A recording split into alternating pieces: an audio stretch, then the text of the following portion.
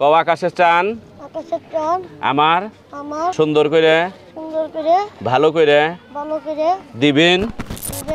নোয়াখালীর কোম্পানিগঞ্জে খতনার সময় আল নাহিয়ান তাজবিব ছেলেটির বয়স ৭ বছর ওই শিশুর পুরুষাঙ্গের অগ্রভাগ কেটে ফেলায় অতিরিক্ত রক্তক্ষরণ হয়েছে বলে অভিযোগ উঠেছে।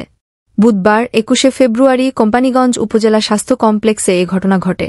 ভুক্তভোগী শিশুটি উপজেলার চরকাকড়া ইউনিয়নের ক্যাপ্টেন আব্দুর রহমান বাড়ির আলমগীর হোসেন বাদলের ছেলে এবং বসুরহাট পৌরসভা এলাকার চাইল্ড কেয়ার স্কুলের প্রথম শ্রেণীর ছাত্র। ভুক্তভোগী শিশুর চাচা শেখ ফরিদ বলেন, তাজবিব আমার ছোট ভাইয়ের ছেলে। বুধবার শূন্যতে খতনা করাতে তাকে উপজেলা স্বাস্থ্য কমপ্লেক্সে নিয়ে যাওয়া হয়।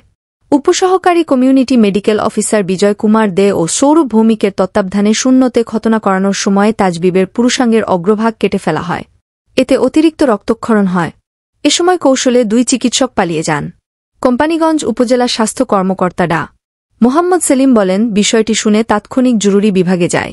শিশুটির পুরুষাঙ্গের অগ্রভাগ বেশি কেটে ফেলায় অতিরিক্ত রক্তপাত হয়েছে। বর্তমানে শিশুটি উপজেলা স্বাস্থ্য কমপ্লেক্সে চিকিৎসাধীন। উল্লেখ্য, সম্প্রতি খতনা করাতে গিয়ে রাজধানীতে ২ শিশুর মৃত্যু নিয়ে আলোচনার মধ্যে এ খবর এল।